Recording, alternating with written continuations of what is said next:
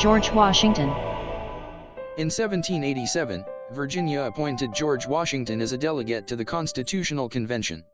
The delegates crafted a constitution that created a government with significantly more authority and centralized power. They hoped the new government would address the economic, diplomatic, and domestic calamities that had besieged the nation for over a decade under the Articles of Confederation. Unsurprisingly, the delegates trusted Washington with the presidency. To this day, he is the only president to be unanimously elected. On April 16, 1789, George Washington left his home at Mount Vernon to travel to New York City to be inaugurated as the first president of the United States. During Washington's presidency, he established countless precedents that guided his successors, including creating the president's cabinet, asserting executive privilege, and using the veto for the first time. He also expanded executive authority over diplomatic and domestic issues, crafting foreign policy during the neutrality crisis in 1793 and subduing the Whiskey Rebellion in 1794. Perhaps most importantly, Washington again relinquished his power when he retired after 2 terms in office. This precedent became the law of the land when the states ratified the 22nd Amendment to the Constitution in 1951, which limited presidents to 2 terms in office. After retiring from public office, Washington returned to Mount Vernon for a few short years. On December 14, 1799, Washington died after a sudden illness. His will included a provision that would free the 123 enslaved individuals whom he owned after Martha died.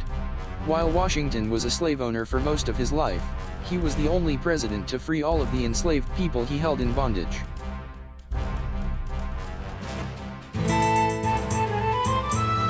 John Adams. After Washington declared his intention to retire in 1796, the nation elected Adams as the second president. In every city that the Adamses lived and served, they formed an official household, welcomed guests, and hired a staff of servants to maintain the home. Unlike the Virginians that came before and after him, Adams did not own enslaved people. Instead, the Adamses hired white and free African American workers to provide these services. One of Adams' first acts as president was an attempt to retain Washington's cabinet secretaries. However, the secretaries took their orders from Alexander Hamilton and worked to undermine Adams' foreign policy agenda and re-election campaign in 1800. Adams's presidency was also marred by the Alien and Sedition Acts, which targeted immigrants and political opponents of the Adams administration. On the other hand, Adams avoided war with France, which was his primarily diplomatic objective. The Treaty of Mortefontaine, signed in 1800, came too late to help Adams win re-election, but ended the quasi-war with France and secured a peaceful trade relationship between the two countries. After Thomas Jefferson won election to the presidency in 1800, Adams returned home to Peacefield, his home in Quincy, Massachusetts.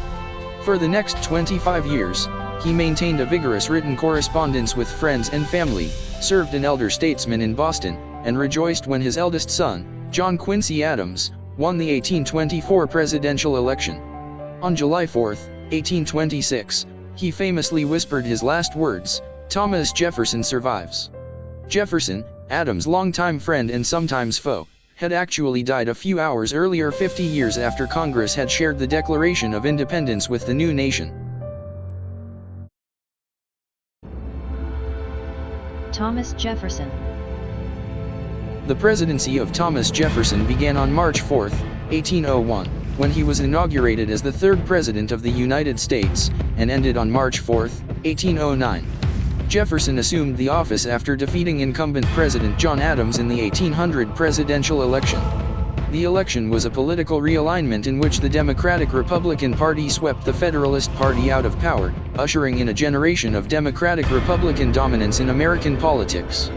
After serving 2 terms, Jefferson was succeeded by Secretary of State James Madison, also of the Democratic-Republican Party. Jefferson took office determined to roll back the Federalist program of the 1790s.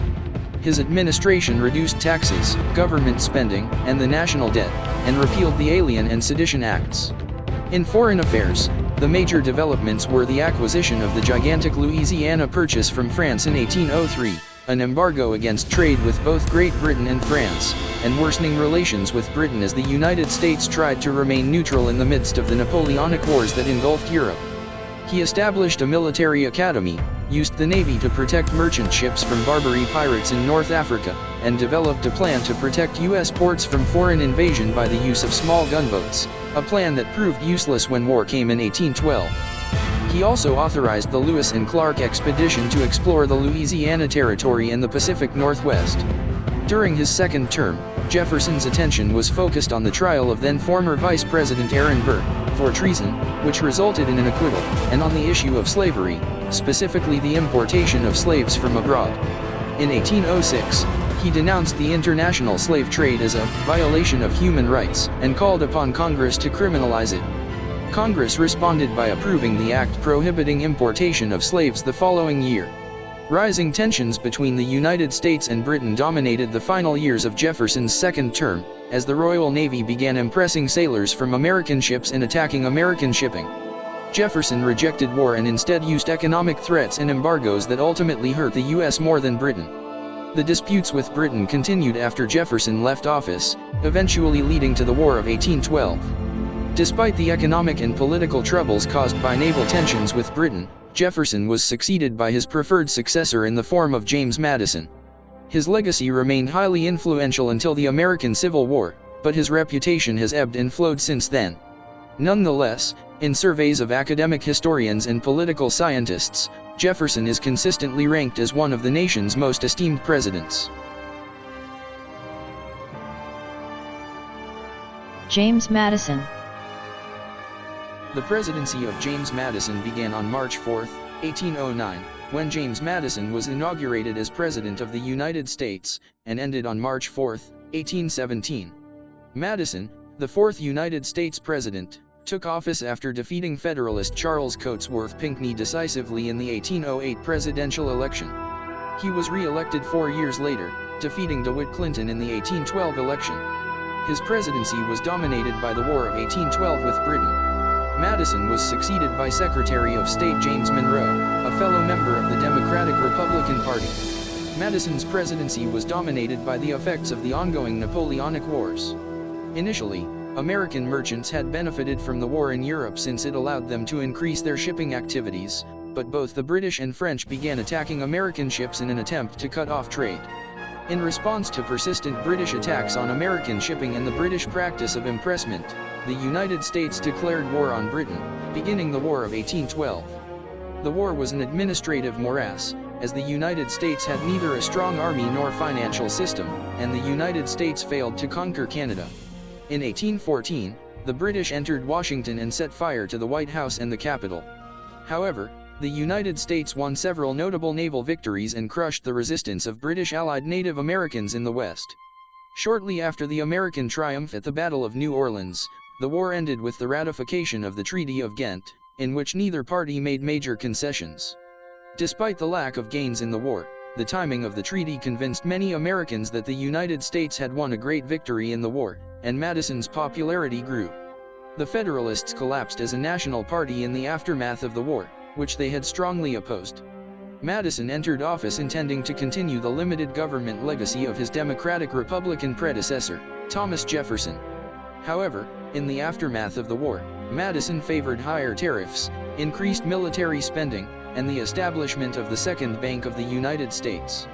Despite opposition from strict constructionists like John Randolph, much of Madison's post-war agenda was enacted.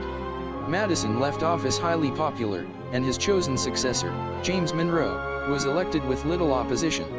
Though many historians are critical of Madison's presidency, he is generally ranked as an above-average president in polls of historians and political scientists.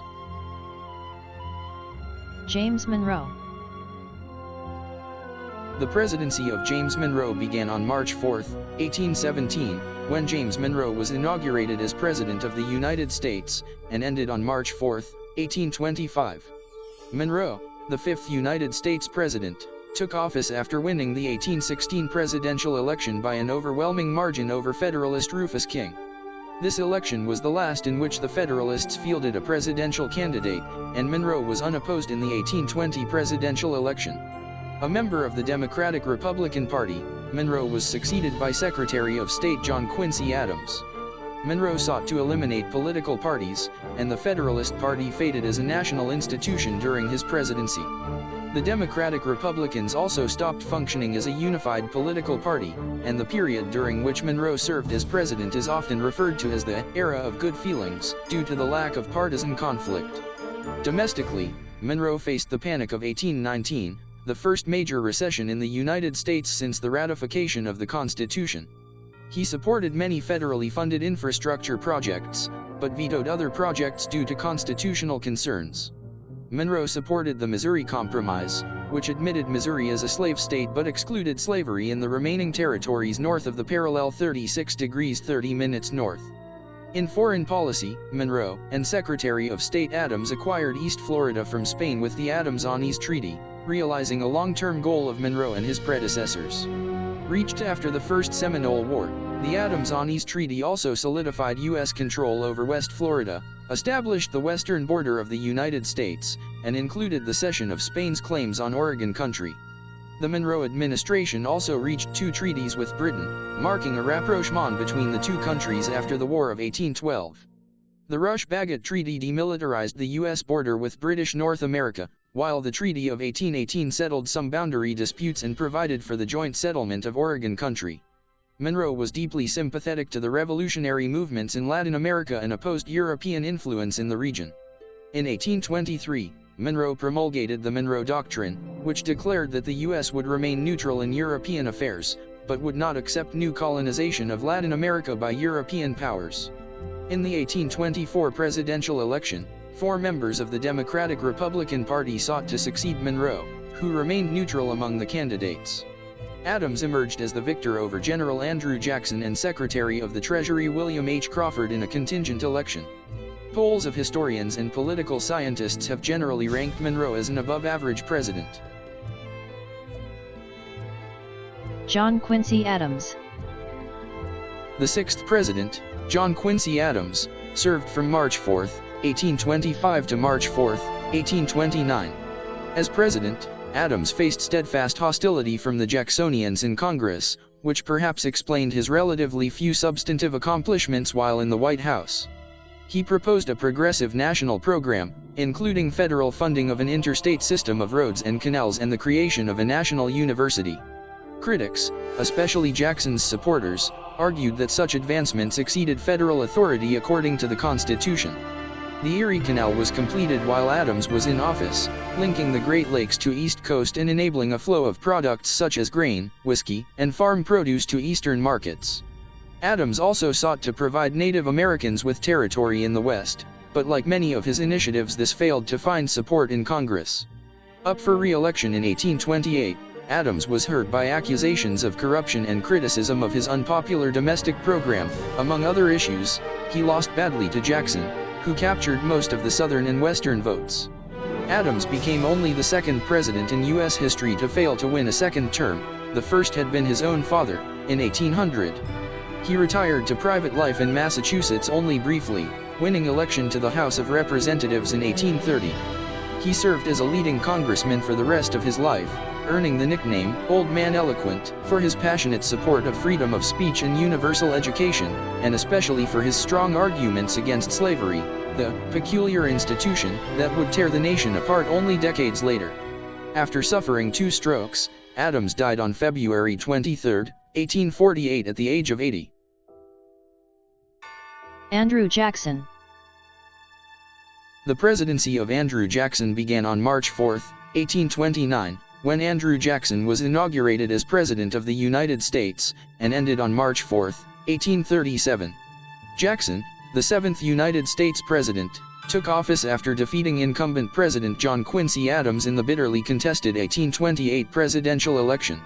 During the 1828 presidential campaign, Jackson founded the political force that coalesced into the Democratic Party during Jackson's presidency. Jackson won re-election in 1832, defeating national Republican candidate Henry Clay by a wide margin. He was succeeded by his hand-picked successor, Vice President Martin Van Buren, after Van Buren won the 1836 presidential election. Jackson's presidency saw several important developments in domestic policy. A strong supporter of the removal of Native American tribes from U.S. territory east of the Mississippi River, Jackson began the process of forced relocation known as the Trail of Tears. He instituted the spoils system for federal government positions, using his patronage powers to build a powerful and united Democratic Party.